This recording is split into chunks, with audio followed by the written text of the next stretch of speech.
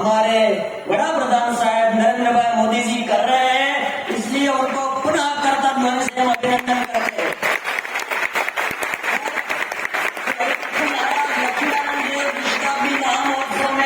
हमारे पीठाधिपति आचार्य महाराज श्री पूज्यपाद ज्ञान जीवन दास जी स्वामी, पूज्यपाद माधवपुरी दास जी स्वामी, पूज्यपाद देव प्रसाद दास जी स्वामी, पूज्यपाद दिलीप दास जी महाराज, पूज्य पूर्व मुख्यमंत्री श्री विजय भाई और उपस्थित धारासभ्य श्री पंकज भाई, सांसद श्री देव सिंह जी चौहान और 1000 से अधिक संत जनों की ओर से पुनः करतल ध्वनि से इस महोत्सव में सरकार से स्वागत किया गया। भोजन प्रसाद ग्रहण कर रहे हैं।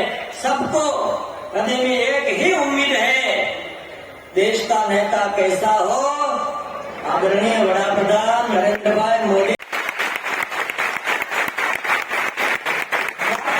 मंदिर हो, पावागढ़ का मंदिर हो, चार धाम यात्रा कॉरिडोर हो, उज्जैन महाकाल कॉरिडोर हो, हमारी सांस्कृतिक विरासत, हमारी धार्मिक विरासत और हमारी राष्ट्र की विरासत को समग्र विश्व में प्रसारित करने का सौभाग्य भगवान ने जिनके नाम पे लिखा है, ऐसे आदरणीय बड़ा प्रधान नरेंद्र भाई मोदी साहब का करतल ध्वनि से पुनः स्वागत अभिनंदन करता हूँ।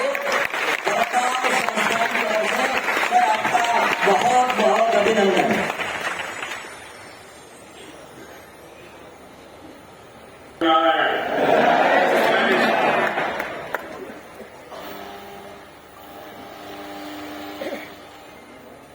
भगवान श्री स्वामीनारायण के चरणों में प्रणाम करता हूं। भगवान श्री स्वामीनारायण की कृपा से वड़ताल धाम में द्विशताब्दी समारोह का भव्य आयोजन चल रहा है। वहां देश विदेश से सभी हरिभक्त आए हुए हैं और स्वामीनारायण की तो परंपरा रही है, सेवा के बिना उनका कोई काम आगे नहीं होता है। आज लोग भी बढ़ चढ़ करके सेवा कार्यों में अपना योगदान दे रहे हैं।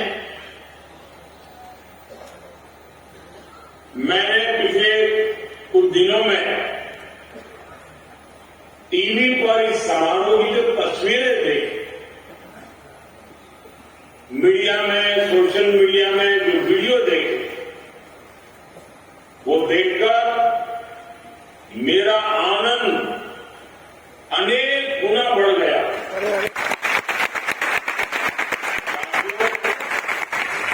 वड़ताल धाम की स्थापना के 200 वर्ष, ये 20 शताब्दी समारोह, ये केवल एक आयोजन या इतिहास की तारीख नहीं है। ये मेरे जैसे हर व्यक्ति के लिए जो वड़ताल धाम में अनन्य आस्था के साथ बड़ा हुआ, उसके लिए बहुत बड़ा अवसर है। मैं मानता हूं हमारे लिए ये अवसर भारतीय संस्कृति के शाश्वत प्रवाह का प्रमाण है। 200 साल पहले जिस वड़ताल धाम की स्थापना भगवान श्री स्वामीनारायण ने की थी, हमने आज भी उसकी आध्यात्मिक चेतना को जागृत रखा है। हम आज भी यहां भगवान श्री स्वामीनारायण की शिक्षाओं को, उनकी ऊर्जा को अनुभव कर सकते हैं। मैं सभी संतों के चरणों में प्रणाम करते हुए आप सभी और सभी देशवासियों को 20 शताब्दी समारोह की बधाई देता हूं। मुझे खुशी है कि भारत सरकार ने इस मौके पर 200 रुपये का चांदी का एक सिक्का और स्मारक डाक टिकट भी जारी किया।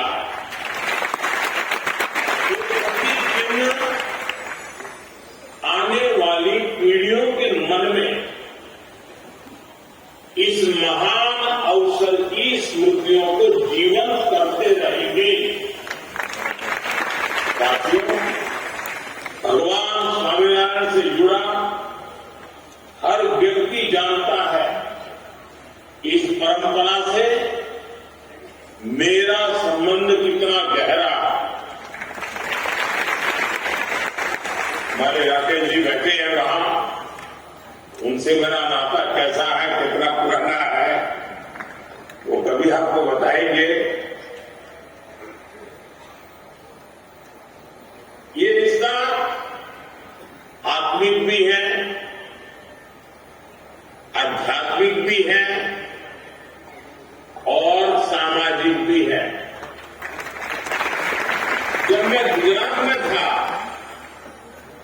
तब संतों का सानिध्य और सत्संग मेरे लिए सहज उपलब्ध रहता था। वो मेरे लिए एक सौभाग्य की पल होती थी और मैं भी उस पल को जी भर के जीता। वड़ताल धाम इस पवित्र उत्सव में प्रत्येक होता।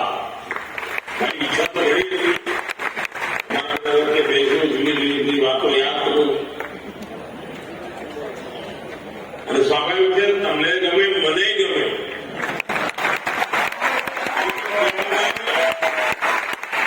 व्यस्तता के चलते ये संभव नहीं हो सका, लेकिन मैं हृदय से आप सबके बीच ही हूं। मेरा मन अभी पूरी तरह से वड़ताल धाम में ही है। श्रद्धेय संतगण, हमारे भारत की विशेषता रही है, यहां जब जब भी मुश्किल समय आया, कोई न कोई ऋषि, महर्षि, संत, महात्मा उसी काल में अवतरित हुआ। भगवान स्वामीनारायण का आगमन भी एक ऐसे समय में हुआ था जब देश सैकड़ों वर्ष की गुलामी के बाद कमजोर हो चुका, अपने आप में विश्वास खो चुका, खुद को ही पोषने में डूबा हुआ। तब भगवान स्वामीनारायण ने हमें, उस काल भर के सभी संतों ने हमें नई आध्यात्मिक ऊर्जा तो दी ही, उन्होंने हमारे स्वाभिमान को जगाया, हमारी पहचान को पुनर्जीवित किया। इस दिशा में शिक्षा पत्री और वचनामृत का योगदान बहुत बड़ा है। उनकी शिक्षा को आत्मसात करना, उसे आगे बढ़ाना, ये हम सबका कर्तव्य है। मुझे खुशी है कि वड़ताल धाम आज इसी प्रेरणा से मानवता की सेवा और युग निर्माण का बहुत बड़ा अधिष्ठान बन चुका है। इसी वड़ताल धाम ने हमें वंचित समाज से सदराम जी जैसे वक्त दिए हैं। आज यहां कितने ही बच्चों के भोजन का, आवास का, शिक्षा का, और इतना ही नहीं, दूर सुदूर जंगलों में भी सेवा के कई प्रकल्प आप सबके माध्यम से चल रहे हैं। आपने अपनी खुद की बात मान लिया, अपनी स्वयं की जिम्मेदारी मान लिया और आप जी जान से उसको पूरा करने में लगे रहे। मुझे बताया गया है, जो मैंने पिछले दिनों एक आह्वान किया था, एक पेड़ मां के नाम, अपनी પોતાની માના નામે एक मां के नाम। इस अभियान में स्वामीनारायण परिवार ने 1 लाख से ज्यादा वृक्षारोपण किया। साथियों, हर व्यक्ति के जीवन का एक उद्देश्य होता है, लाइफ का कोई पर्पज होता है। ये उद्देश्य ही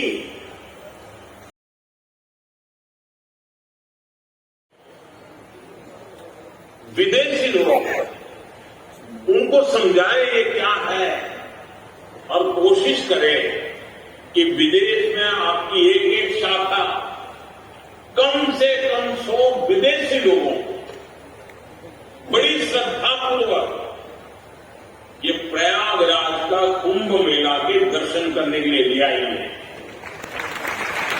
पूरे विश्व में एक चेतना पहुंचाने का काम है और ये आप आसानी से